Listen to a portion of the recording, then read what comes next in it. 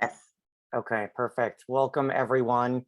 Thank you for joining HIV Grand Rounds. I'm Rafi Landovitz from UCLA. Steve Shoptaw sends his apologies that he can't be with us today. He had a family emergency, but you're in for a real treat today. We have a real tremendous friend and colleague joining us today to present to the group. Sunil Solomon, who is an associate professor of medicine and epidemiology in the Division of Infectious Disease at Johns Hopkins University School of Medicine. He's probably very well known to you all, but just to briefly review some of his tremendous accomplishments, he was trained at the Sri Ramachandra Medical University in Chennai, India, and then completed an MPH and a doctorate in epidemiology at Johns Hopkins. And he's been incredibly influential and instrumental in generating formative and transformative data on HIV and viral hepatitis among vulnerable populations, including, and most relevant to what he's going to speaking to us about today, individuals who inject drugs.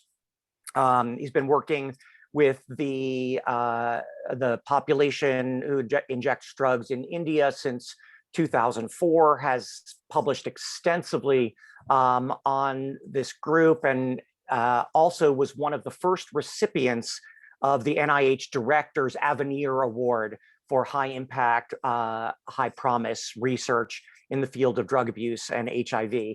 I've worked with him most closely in one of his leadership roles leading the MinMon trial, which is a division of AIDS clinical trials group protocol looking at minimal monitoring for Hep C treatment globally, that is really being transformative in the way Hep C therapeutics is being rolled out.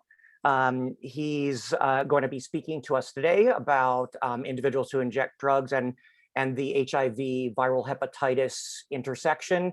And we are looking forward to his presentation and for engaging in some exciting discussion. Sunil, thanks so much for joining us. We wish you were here in person, but we'll make up for that soon.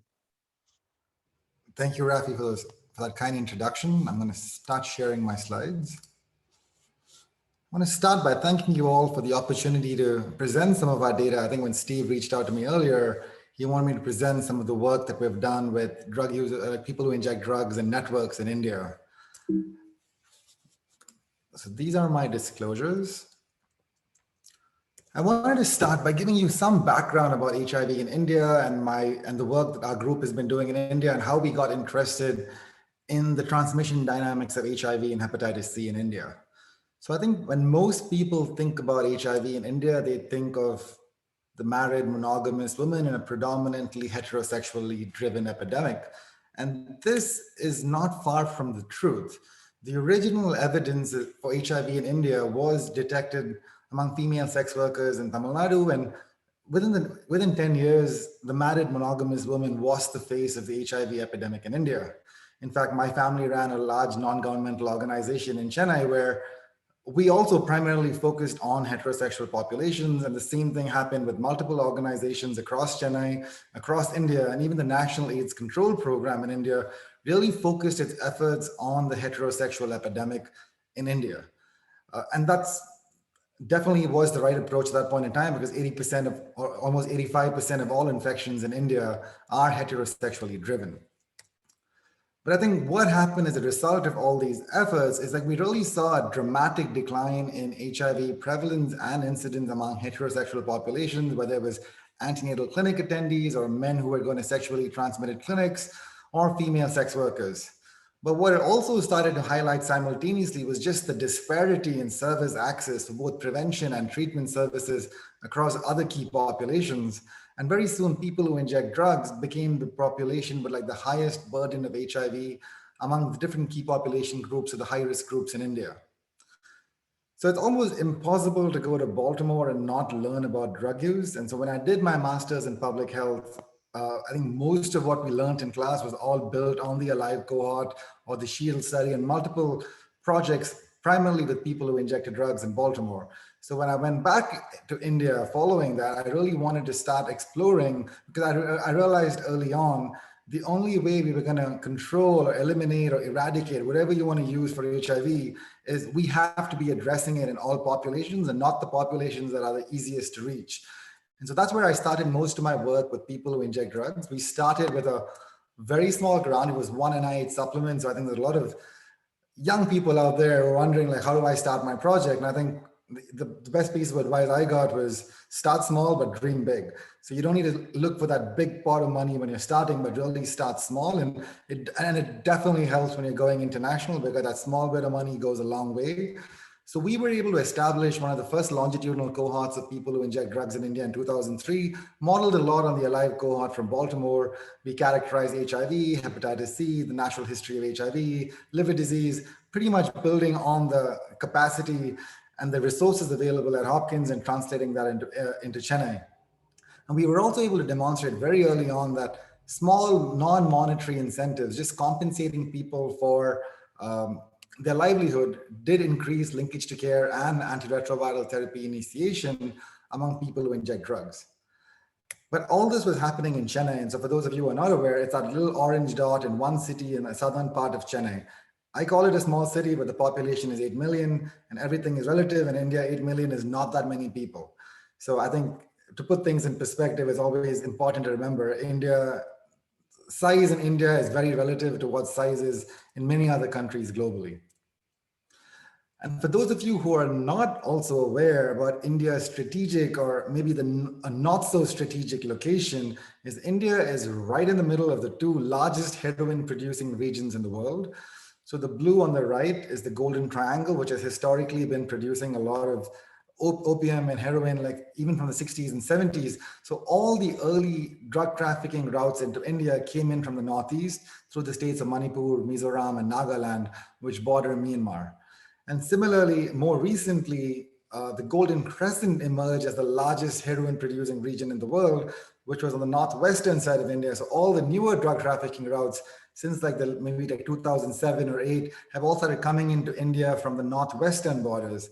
So India is like right in the middle of two different drug trafficking regions with drug trafficking routes coming into India from different places. And we all know when drugs travel, people generally tend to inject drugs along the way. And so viruses also travel with drugs. And again, not to be repetitive, but 6 million opioid users in India is not really that much. It's not even 1% of our population. So it's like a really small number relatively, but in absolute numbers, it's extremely high. And so it gets even more challenging because those 6 million opioid users are hidden within 1.4 billion people. So how do you actually find them and provide services to them in an effective and efficacious way? It really is challenging. So I want to briefly talk about a trial that we conducted in India. And as you can see from this map on the right, we pretty much worked with people who inject drugs in all those orange spots across the India. The reason I want to touch upon this trial is because this really provided the impetus for all the network data that I am going to share with you over the next 30 minutes. So we essentially identified that PWID across the country, whether it was Chennai or Amritsar or the Northeast, all face the same barriers. Services were just defragmented. You have to go to one place for a syringe service program, a different place for opioid substitution therapy. You have to go to a third place for antiretroviral therapy, a fourth place for HIV testing. And no one wants to go to multiple places. Like, I don't think any of us if I asked any of you, where would you want your services? You would probably want all the services in one place. So that's essentially what we designed, and we worked very closely with the National AIDS Control Organization and the state AIDS control societies to try and identify, like, if we provided all these different services in one decentralized, in one integrated solution that was stigma-free and really was built around the whole community input, would that improve HIV testing and treating HIV testing in this vulnerable population? And the reason we focused on the uptake of HIV testing when we initiated this trial in 2012, only about 30% of people who inject drugs were actually aware of the status. And so there was like a really huge deficiency there. And unless you get more people tested and identified, your downstream outcomes like antiretroviral therapy initiation and suppression become a lot more challenging. So this was the overall design. We conducted a baseline assessment and then we randomized 22 sites 11 to reach have these integrated care centers, and 11 were the usual care centers. And then we let these centers run for approximately 2 years, and we repeated an evaluation assessment in the 11 intervention and 11 control cities 2 years down the line. So we used almost the exact same survey instrument and the exact same methods for both the baseline and the evaluation assessments. And so the one thing I want to point out is in each of these assessments, in each of these cities, we recruited 1,000 participants, either 1,000 people who inject drugs or 1,000 men who have sex with men, using respondent-driven sampling. In this presentation, I want to talk more about people who inject drugs, but I'm happy to take questions about the MSM population and the challenges they face as well. And the way we compared it was like truly looking at a population level effectiveness. So we took one snapshot at baseline, another snapshot at the evaluation assessment. We compared these two together. Did we make a difference? Did we not make a difference at the community level in terms of increasing HIV testing? So this was the overall model that we did. We integrated needle syringe exchange, HIV testing, antiretroviral therapy. We couldn't get ART on site, but what we did was we established a link model where our outreach workers and peer navigators would facilitate antiretroviral therapy. And then essentially these were the services that people did want. And in 2015, we integrated viral hepatitis screening when generic sofosbuvir became available in India. So the ICCs did improve HIV testing, but they failed to achieve statistical significance, so that P is equal to 0.05, which drives most of our academic field in the sciences. And I think we learned a lot of things along the way. And I think the most important things we learned were we think of India as one country, but India is actually multiple countries, each area with its own challenges. And it's not easy to implement one model across the country. And in hindsight, we also realized that one center was probably not enough for many of these cities, right? And so, for example, like Delhi is a city with like 14 or 15 million people with 85,000 people who inject drugs. You may not be able to deliver services for all these individuals from one clinic, suggesting you may have needed 2 or 3 different clinics. What we also saw was in most of the intervention sites, it did seem to work better, but there were some places like Aizawl in the Northeast and Dimapur in the Northeast where the intervention didn't really work that well. But at the end of the day, when we restricted the analysis only to the participants who were in the intervention sites and compared those who went to the integrated care centers versus the control sites, we saw almost a 3 times higher likelihood of HIV testing, higher likelihood of linkage to care, and antiretroviral therapy initiation. So though the overall study primary outcome was insignificant, over the 3 years that we ran this study, we provided HIV testing and hepatitis testing services and linkage to care to almost 50,000 people who inject drugs across the country. And I think that really does have a lot of significance. And what was really heartening to see was the National AIDS Control Organization noticed the impact this model had on improving access to testing and put out a technical brief. And we're right now in discussion with the National AIDS Control Organization to try and say, how do we mainstream this integrated care model? How do we get HIV testing, treatment, and viral hepatitis testing into all these MOUD centers across the country? So though the initial result was disappointing, I think the greater good, I really am very enthused by the response from the Indian government itself. But during the ICC experience, we learned 2 different things. One was in 2016 and 2017, people who inject drugs, despite all these access to services and all these barriers we help them overcome, continue to have an extremely high burden of HIV. So the figure on the left is the HIV prevalence, and the right is the cross-sectional HIV incidence using a multi-assay algorithm. So what is interesting to note is the incidence and the prevalence don't track almost identically. For example, Imphal in the Northeast, which has a prevalence of 32, has an incidence of 0. Interestingly, Imphal is also the city in the Northeast where almost 80% of people who inject drugs whom we recruited in a community-based sample were virologically suppressed, again showing you the power of viral suppression and community viral load on HIV transmission. And what was really interesting was in cities like Kanpur, Delhi, Amritsar, and Ludhiana, which were more the emerging and the newer epidemics, HIV incidence was extremely high. For example, in Delhi, it was 18.5 per 100 person years. And so this really prompted us to wonder, why is there so much transmission? And then the other thing we also saw during the entire RDS, which was done at the baseline and the evaluation, was how highly interconnected people who inject drugs are. So just to give you an example, I want to walk you through what the RDS recruitment for one of the samples in the city of Kanpur in central India looked like. So we started with 2 seeds who were considered influential people in the community. We gave them 2 coupons and said, go and give it to any 2 drug users at random in the community who you know. You don't have to inject with them. They just need to be people who inject drugs, whom you know in the community. Just give them these 2 coupons and ask them to come in. And when they come in and they complete study procedures, they would get compensated for the time. And the person who refers them gets an incentive for referring them.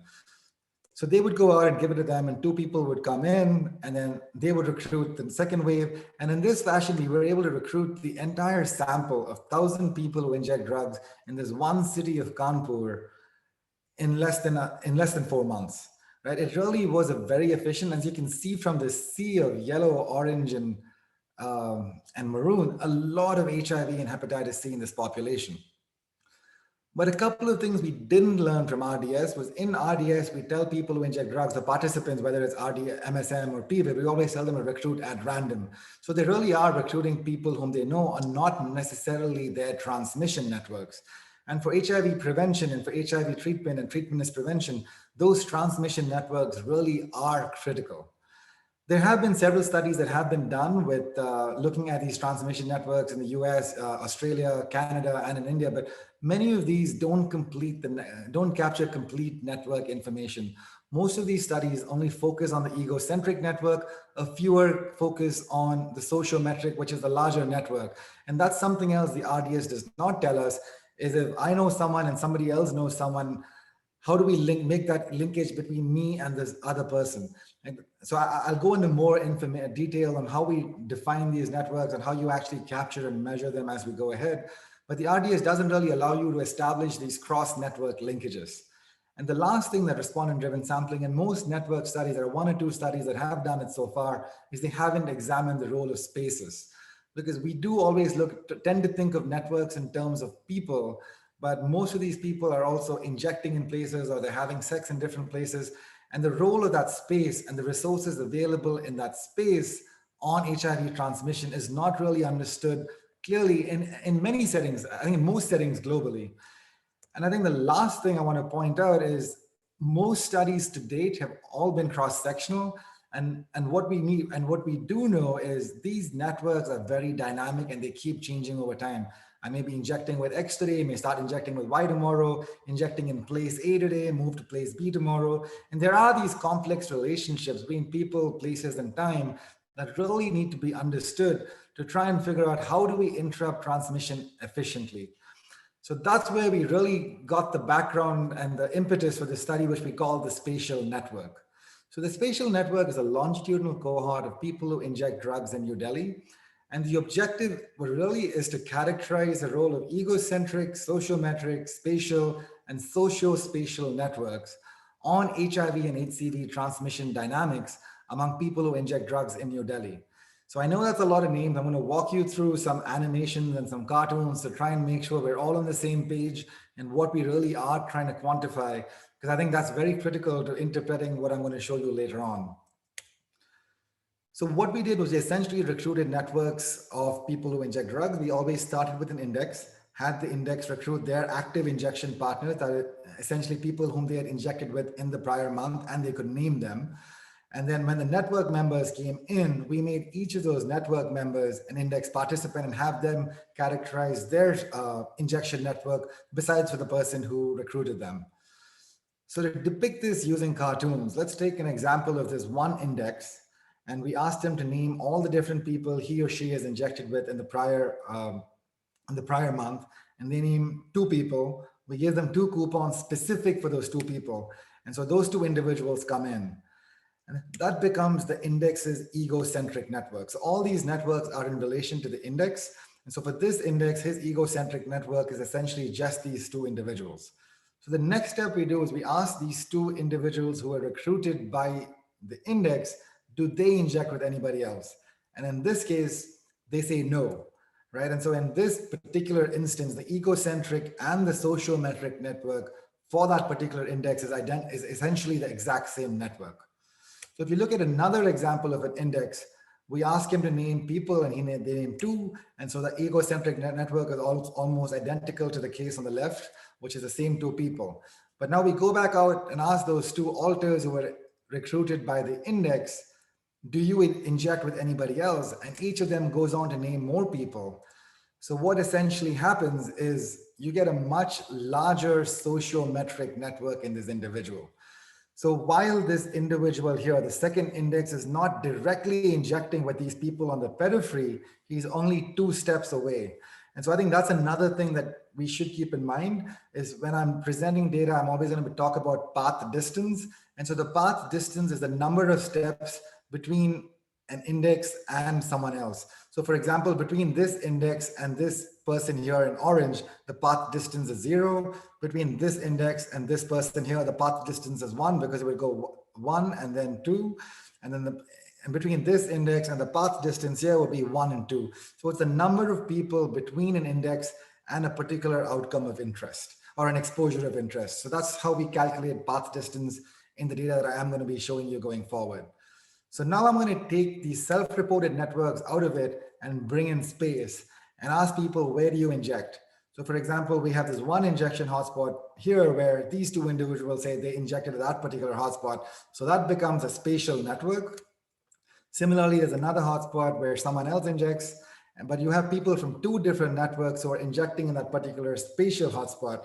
So that index's spatial network also includes people from the other index's network, right? Because they're all injecting in that same space. And in this way, we also had people characterize the different places where they injected, both at baseline and as they went over time, whether it stayed the same or whether it changed. And so as you can see, it very quickly gets very complicated when you start asking people where they inject, because many people inject in multiple places. And so these spatial networks get a lot more complicated in terms of classifying and characterizing. So we actually ended up identifying about 181 different locations in New Delhi where people who inject drugs reported injection. So the last thing I want to bring to you is, though everybody on this map does not directly inject with someone who's in a different place, they are connected to multiple hotspots through indexes or through alters who have injected in those hotspots. Just to give you an example, so we go back to that same index over here. So this individual is directly connected to this hotspot location number 4 because he or she injects there. But this individual is also connected to the location number 5 through this individual because he would go 1, 2, and he's just 2 steps of distance away from this hotspot over here. So when we're talking about socio-spatial distance, it generally assumes the entire socio-spatial network is all the people who are connected either through people or through spaces to each other. And when we're talking about path distance in relation to a space, we're talking about the median number of people between an individual and a hotspot. So the path distance between this index and location number 5 would be 2. So these are the different ways where we classify these networks, and they become very critical as we go forward in terms of the interpretation of the findings themselves. And so just to give you a sense of how complex these networks are, I want to just lay all these networks on top of each other. So when you lay the egocentric, the sociometric, the spatial, and the socio-spatial, and this is purely a cartoon with like 20 people on it. So you can imagine what a network would look like with 1,000 or 2,000 people on it. And all this is static, just a baseline. We also have to account for time. People may stop injecting in one place, start injecting in a new place. People may establish new injections. People may either migrate or pass away. New hotspots might come in, new networks might come in. So there is this dynamic interplay between people, places, and time, which we also capture through longitudinal reassessments of these different places. So now with that basic understanding of how we recruited our sample in the networks, I want to move quickly to the results. So our index participants were either 18 years of age or older, provided written informed consent and a history of injection drug use. So these were all participants who were part of the RDS that we conducted in 2016 and 17 in New Delhi. And the reason we recruited the indexes from there was we wanted to know something about the index, whether they were old, young, male, female, which part of Delhi they came from. But we also had an extra statistical objective, was to try to understand, does the weighting and do the assumptions of RDS actually hold good? Is it truly a non-random distribution? And in terms of the network members, the two criteria that were different were, to be a network member, you had to be recruited and you had to match the unique identifier listed by the index participant that described you. So it wasn't a random network recruitment, but these referral cards were specific for individuals. And so what we had them do was describe a unique identifier about most of these individuals. And while pilot testing, we realized very quickly that these unique identifiers don't work in India, because most people were being described as like short, brown with a mustache. And so it became very challenging for us to start distinguishing people from each other. And so we included something called a fun fact in addition to a unique identifier. So for example, it would be like, Sunil is from Johns Hopkins, or Krishna is married to Nandini. So when Krishna came in, we would ask him, what is the name of your wife? In addition to all the other information in the referral coupons. And that would help us confirm that this was the person. So we did allow for duplicate participants, because everyone went through a biometric, like a fingerprint scan when they came in. So we didn't store the actual images. The images were converted to a hexadecimal file. And we did allow people to enroll in the study multiple times, but study processes were conducted only once. And the reason we let them enroll was to establish those cross-network linkages that I showed you, especially with the social metric network, where someone who's been recruited as part of one network could also be attached to a different network, establishing a very strong connection between those two different networks. The study procedures were very simple. Everyone went through consent. We had an electronic interviewer-administered survey. We had a pretty exhaustive network survey, which captured a lot of information about partners, especially the injection partners, as I described, how frequently they injected, unique identifying characteristics, fun facts, how well they knew this person, how long they've known this person, social support. And we also looked at places where people injected, places where people lived, and places where people traveled to. And then we provided referral coupons for everybody who was named as an active injection member to the index participant to go and recruit them into the study.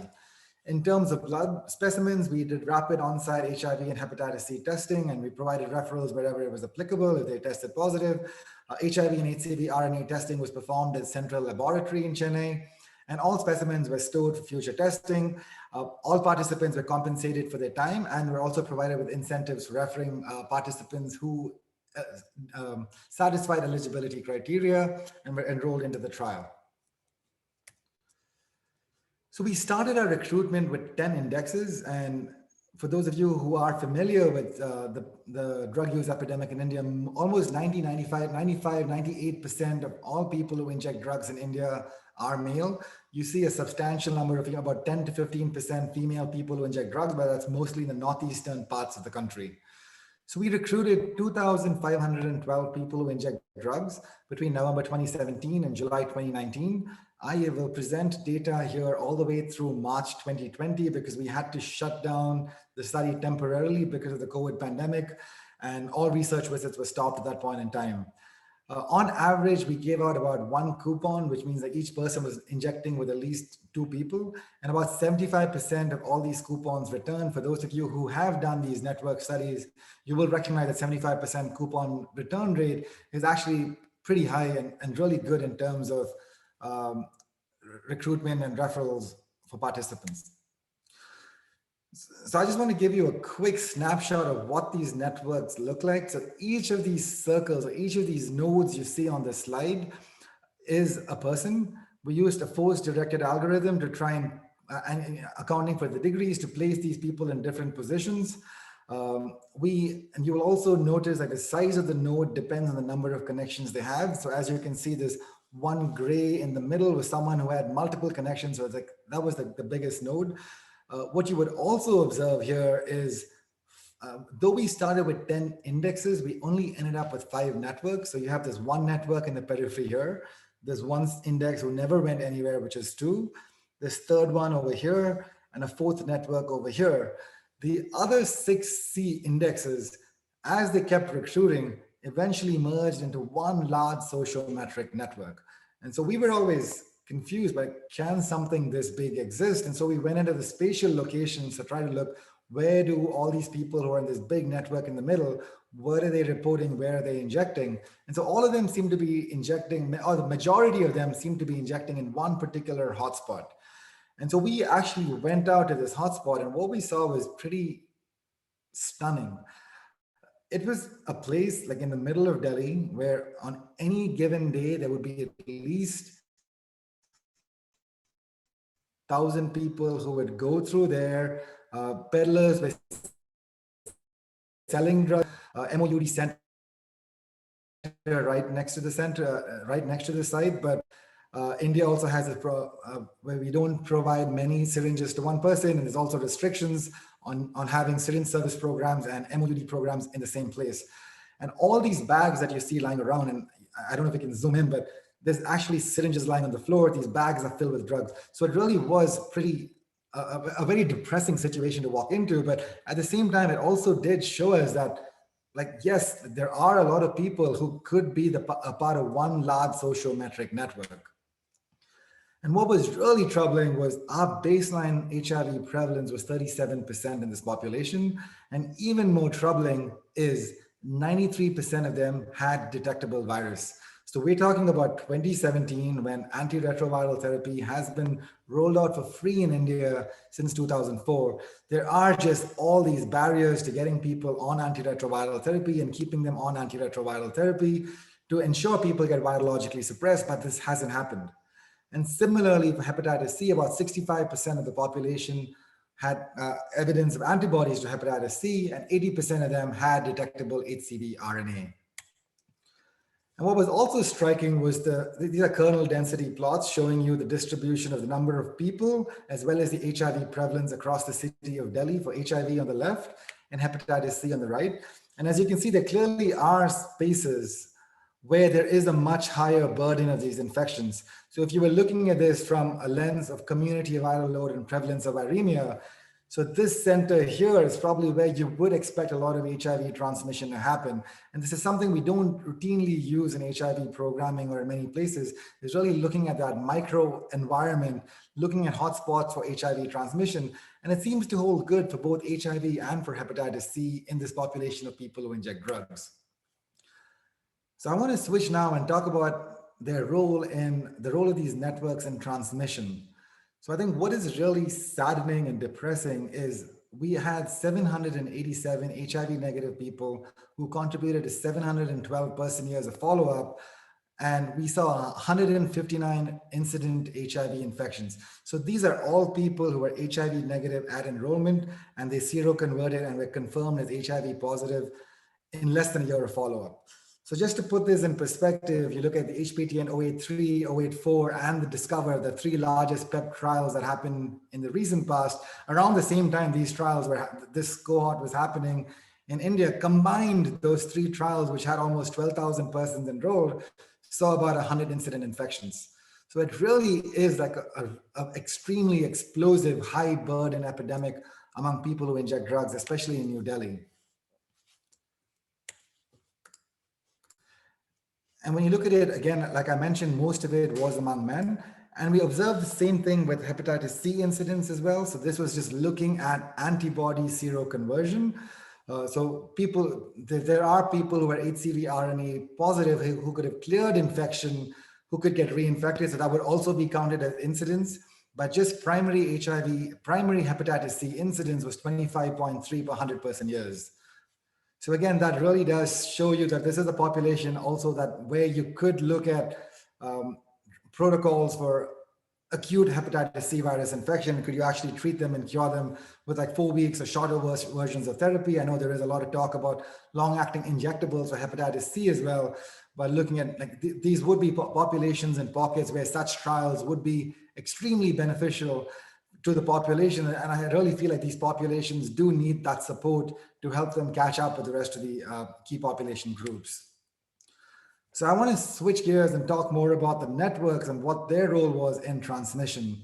So this is the same figure that I showed you earlier, but we have colored them differently. So all the blacks are HIV negative. The blue circles are prevalent HIV infection, but they have undetectable virus. So you'll see very few of them. The yellow circles, the yellow nodes are prevalent HIV infection with detectable virus, so essentially the ones who could transmit. And then the red nodes are the ones who are incident HIV infections. So a lot of this work has been done by Stephen Clipman, who's like a doctoral fellow who worked very closely with me, and he's right now started his faculty at Hopkins, and I'm hoping he's going to take this work a lot further. And so I want to just blow this network up to show you how complicated network studies are. And because I know people are looking for that U is equal to U and people who inject drugs, but just to show you how complex networks are and why it's going to be difficult to try and do a U is equal to U trial in people who inject drugs is because if you take this incident infection over here, he or she is connected to an incident infection 1, another prevalent infection. He's also to someone else who doesn't have detectable virus, right? So there, he or she has direct connections to people who could potentially transmit HIV infection. But if you take this incident infection over here, so that person is like all his or her direct contacts are all people who are HIV negative or don't have detectable virus. So it's all these black circles over here, and none of them have detectable virus. But he or she is just one step away from someone who's prevalent. So you could go from here to here to here, or you could go from here to here to here. So there are multiple places where he or she is just one step away. So they may not be in the direct network, but just one step away from picking up HIV infection. So the next thing we did was we looked at these different things, different network predictors, and how they actually impacted and how they interacted with HIV incidence. So we used a random forest machine learning algorithm with Baroda wrapper because we had thousands of variables to throw into the model, including all the hotspots, the individual factors, the network factors. All our analyses were done on Python, and all the graphs were all created actually on Gephi using JavaScript. So if you look at the individual level predictors, they're all identical to what you would expect. As people grew older, they were less likely to be incident infection, more likely to be prevalent infection, a higher risk of needle sharing, higher risk of infection, more frequency of injection again. And we had to bring it down to 50 injections because people were reporting almost 300, 400 injections in the past 6 months. And so it really was like a very active injecting population that we were working with. So I want to switch now to the network predictors. So the network viremia is that if you go back to that figure of the egocentric network, it's just that one index and the people and his immediate connections, right? And so for per unit increase in that immediate egocentric network of someone with detectable virus, the risk of his or her HIV acquisition went up by 31%. So that's like your direct connection.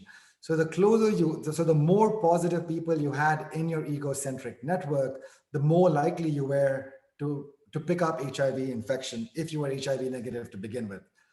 The second thing I want to talk about is path distance, which actually gets into the sociometric distance. So that is the distance between someone who is who's seroconverted and someone who is detectable, who's someone who is HIV infected with detectable virus.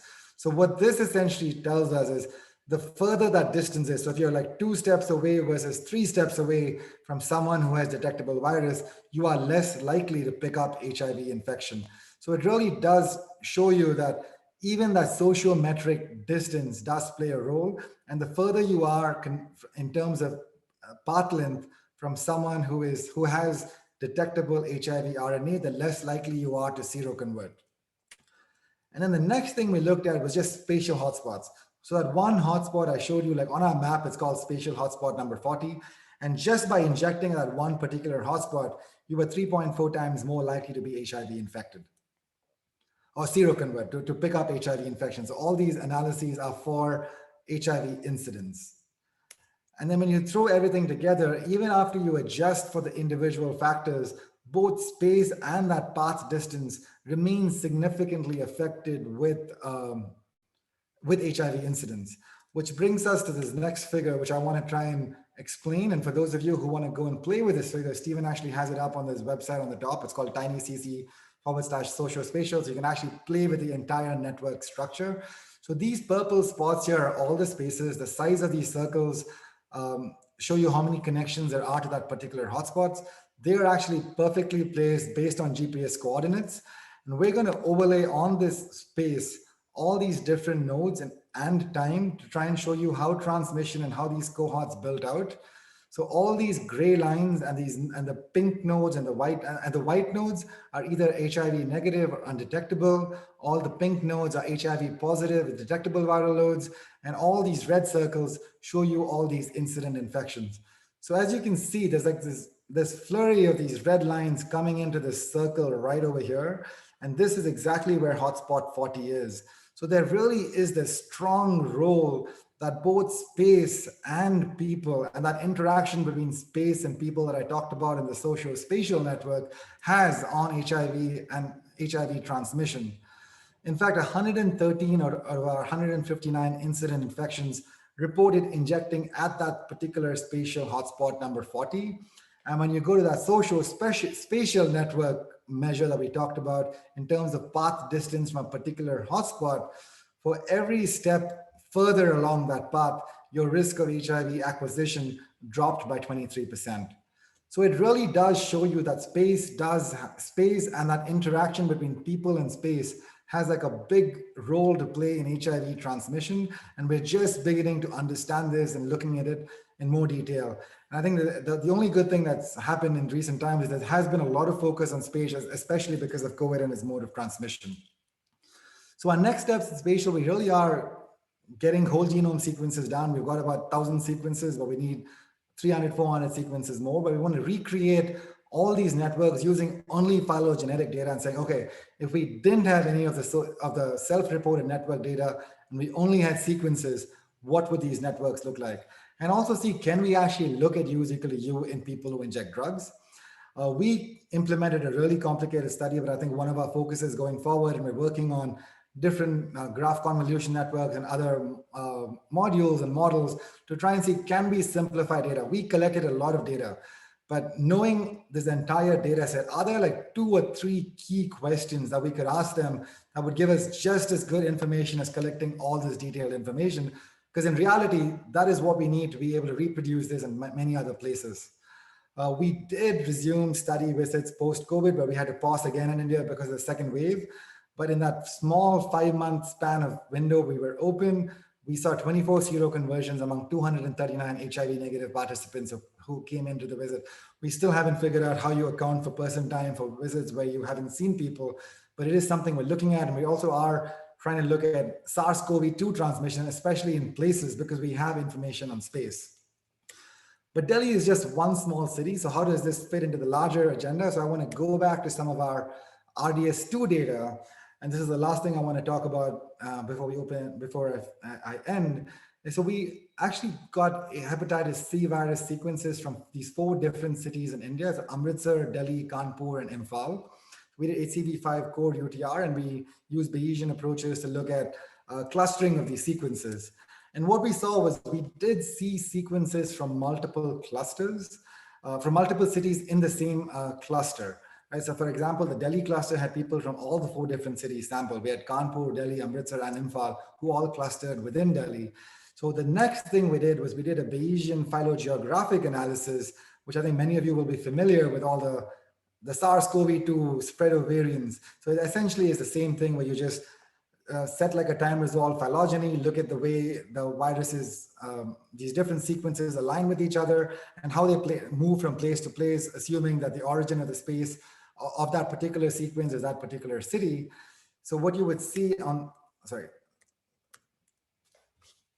so on this, what we found was the introduction for many of these things. So we don't know the exact time frame because our sequences were short, but most of these hepatitis C sequences seem to have originated from Imphal and then and traveled through Kanpur, Delhi, somewhere to Amritsar. But Amritsar and Imphal seem to be the place where many of these lineages are being introduced, and Imphal more historically than Amritsar, which is also consistent with drug trafficking routes and what we know about history of HIV and hepatitis C transmission in India.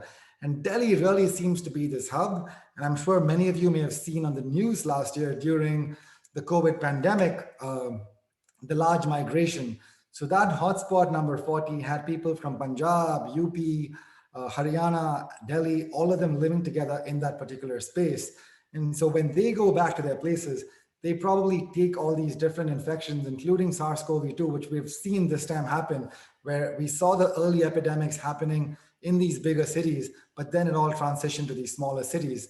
So I think, in conclusion, I think we really need to recognize that it's much more than just providing access to HIV prevention or testing services, but we really need to look at it in a much larger lens in terms of individual space, time, and places, like going even one step further to really interrupt transmission. And this is particularly relevant for hepatitis C, because if you do have this virus being reintroduced across cities, you will start seeing a lot of reinfection, affecting the cost, and that really affects the cost efficiency of your program. The other thing I do want to focus on is like spatially focused service interventions. So I think that's something we always think about network-based interventions as individuals and the egocentric networks, but thinking of networks in terms of space and like trying to find like these 1 or 2 hotspots, like intervening there and using like our limited resources in those particular places, you may actually interrupt transmission across a particular, over an entire city by finding these 2 or 3 different hotspots that are accounting for a majority of that transmission. So we are looking at all that whole genome data to try and see, can we figure out if all this transmission is though the virus is across the city, is all the transmission happening in 1 or 2 places? And can we focus on those 1 or 2 places to really interrupt this chain? And most importantly, I think we urgently need interventions for people who inject drugs, particularly in Delhi, but Delhi is just an example. In India, we're seeing similar epidemics across India. And like I said, India has multiple countries. We're also seeing epidemics emerging among people who inject drugs in sub-Saharan Africa. And I think most of our trials, especially for PrEP and for these long-acting treatments, I really think people who inject drugs, they've historically been shown to have poor adherence and they have a high incidence. So probably are most likely to benefit from these long-acting interventions. And yet there are no interventions of long-acting treatment or PrEP plan in these populations. In fact, there's only one PrEP trial among people who inject drugs that was conducted in Bangkok many years ago. But I want to end on a note that we very often get carried away by the science, and we may forget that, and we may just be thinking of all those nodes as different things as a means to an end and how we actually progress our career or publish papers and inform things. But I want to remind everyone here is that each of those nodes is a person, right? And so I think we should never lose sight of that. What we really are trying to affect is that individual.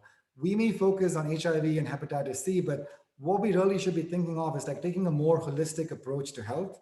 And I think this actually will have an impact and a role to play even in interrupting transmission. Because if you could get a lot of these people economic opportunities, housing support, access to mental health issues, their injection behaviors may drop, right? So I think it's important that when we are thinking of transmission and we focus on HIV and HCV interventions, we should at the same time be looking at how do we build in these social support services, because that's the only way we are really going to find a way out of this HIV epidemic. I want to end by thanking all our great research participants, like my teams from Johns Hopkins University. There's a lot of people to thank, especially Stephen, because he's done a lot of this work on these networks. The research teams from India, the National AIDS Control Organization, who've been very supportive. All our funding sources, which started with the Indo-US Joint Working Group and primarily funded by NIDA, and also a lot of research support from Abbott Diagnostics, Gilead, and the Elton John AIDS Foundation. And I want to end with a slide. So this group of 7 individuals managed that entire cohort of 2,512 people in New Delhi. I don't think any of this would have been possible if not for the 7 of them. And so I want to end with a big thank you to all of them who continue to work despite the challenges that are currently posed by the pandemic. Thank you. Wow, Sunil, that was really a tour de force. Thank you so much. The intricacy and detail in that analysis is mind-boggling and incredibly thought-provoking and exciting. And I know it's generated a number of thoughts of sort of what you're probably planning to do next. And hopefully we can entertain some of those questions, but really, really beautiful work. Tremendously exciting. And thank you for sharing that, with us. We have a question from Alvarado Alviso, who's wondering about stigma around people who inject drugs in India and also the infectious complications, of course, of HIV and Hep C and their stigma. And given the diversity within India, do you think that some of these outreach efforts are further complicated by cultural or linguistic accessibility of the messaging and stigma around these issues that just make an already gargantuan task even more formidable? No, I completely agree. I think that is something that we're struggling with in India. We've actually just done an analysis where we have found that stigma is associated with increased risk, both perceived and experienced stigma are associated with an increased risk of HIV and hepatitis C virus infection. And I think the question was spot on because India is multiple countries. So when you're looking at the northeastern parts of India, a lot of it is English, but they have like local dialects and no script. And so in those states where the epidemic has been historic, so the prevalence of drug use in the northeastern states of India is probably like 1 to 2%. And so you would either know someone who's a person who injects drug, or you'll have a friend who has a story of something about this. So it's much more in your face in the Northeast. And so the stigma towards people who inject drugs is much lower there. But when you go to cities like New Delhi in the center of India, it's a lot more challenging. And it is something we're struggling with, and messaging again becomes challenging because India has like 15 official languages, over 700 dialects, right? So how do you translate that messaging into those different languages? But it's like a brilliant question. I wish I had an answer, and it's something we are working on. And again, I think it's a global issue. And I think in India, the stigma is more drug use related stigma than the HIV and the Hep C stigma, because I think, again, it depends on which part of India you're in, because in central India and the newer epidemics, the stigma towards drug use is a lot more. And people who inject drugs generally face that stigma more than actually having HIV or hepatitis C. And when we were running so I used to run a clinic for people who inject drugs in Chennai. And so there we found that there was this additional stigma of being HIV positive in addition to being a person who injects drugs. Right. And so in those places, they say, can we have a separate day when other people who inject drugs don't come in? So you really have to get into that detail to try and figure out what works, and you have to tailor programs. The programs need to be flexible to the population, and that's the only way going forward. Incredibly complicated, layers of stigma upon stigma upon stigma. Very interesting. I wish there were obvious solutions, but it's clearly going to be really complicated, isn't it?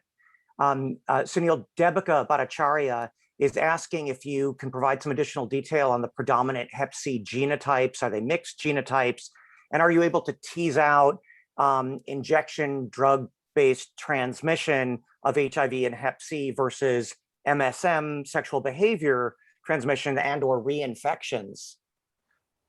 So it's a great question. So I think we haven't, those are all on our plans to do. We're just waiting for all those sequences to come in. But from what we know, the genotypes are different depending on which part of India you're in. For example, in the Northeast, we see a lot of genotype 6 because of its proximity to Thailand. Otherwise, it's predominantly in India, we see genotype 1, 3, 4, and 6, a little bit of 2. So that's the general mix we've seen. We have seen some recombinants recently, and I'm blanking on it, but I can definitely share that paper with Debika because we just published that. So that's easy enough to do. Super exciting. Thanks, Sunil. Just a couple of other questions while we're waiting for people to put their questions in the chat that occurred to me as you were speaking. You know, I was really sort of struck by your hypothesizing and musing that perhaps intervention at like that hotspot 40 might have dramatic and far-reaching impact on the transmission dynamics across the whole city and perhaps even a region. Have you done any or modeling that might suggest what the impact might be of an intervention at various levels of efficacy for either HIV or Hep C? So that's exactly, that's one of the things that Stephen is doing right now, is we're trying to figure out how do we, it's the exact same question you asked, is because my thing is like, if you could interrupt that transmission in hotspot 40, is it not just the city, but beyond the city? Because of that migration that happens between Delhi and UP and Haryana and Punjab that actually happen. So we haven't done that yet, but it definitely is an area that needs to be explored. And we will have the data that we need to do it. I think we're just waiting for that whole genome data to come, because when we did the hepatitis C, the the phylogeographic analysis, we only had the core UTR region, which is more conservative, but most of the sequences available in India were from the envelope the region. And so if you can get a whole genome, then you can get more sequences from other parts of the country and really see how does this feed into epidemics in multiple parts of India, and what would be that global impact beyond just that hotspot. Seems like it would be a tremendous opportunity, particularly given limited resources, to have potentially dramatic, wide-ranging impact. So that's so exciting. Please do keep us posted as to what your next steps are there. You know, you did bring up this sort of challenge to the global therapeutics and prevention population with some very tantalizing and provocative data about these sort of mind-boggling incidence rates for HIV among people who inject drugs of 22 to 25%.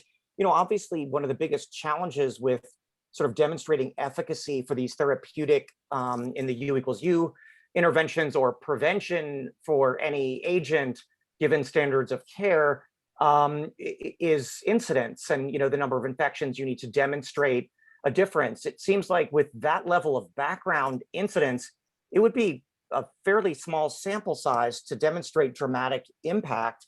Have there been conversations about, trying to look at a long-acting prevention intervention in those populations? Because I mean, there's non-human primate data suggesting that cabotegravir would be effective in blocking parenteral transmission, but of course, no human studies to date. Right, so I have definitely been in touch, and I've been in touch. So Gilead definitely is interested in looking at lenacapavir, which is also subcutaneous, also lends itself for delivery from like a harm reduction center, right? So you don't really need that infrastructure. And I think one of the challenges I see working with people who inject, having worked the entire spectrum from community-based trials to high-end pharmaceutical trials, right, is if you really want to make an impact, that the intervention also has to be delivered from a place where people come. And what happens is when we run them out of these ivory towers, a lot of these populations, especially in low and middle income countries, don't feel like they're welcome in these settings. So I think trying to figure out that mix of how you deliver these services.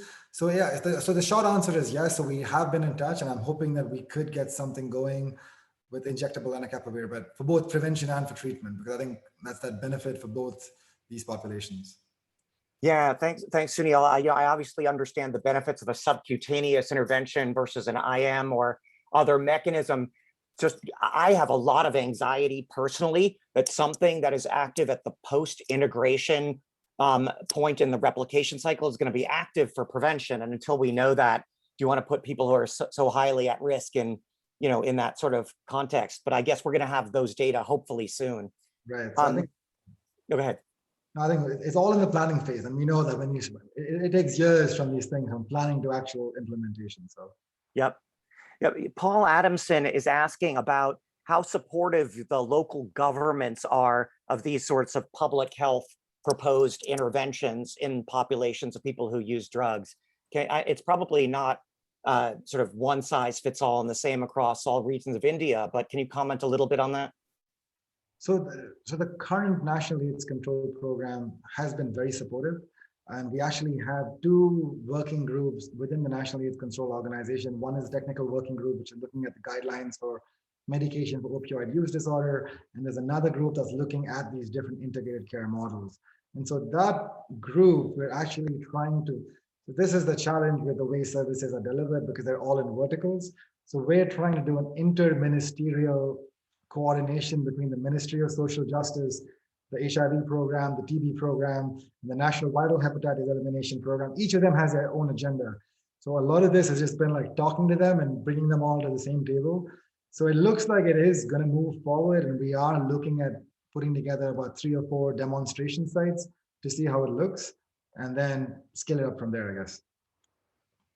Tremendously complicated in terms of the amount of sort of stakeholder buy-in that you need to get, isn't it? It's such impressive work. And Sunil, I apologize, we're out of time, but I cannot thank you enough for such a stimulating and exciting presentation, sharing your work with us.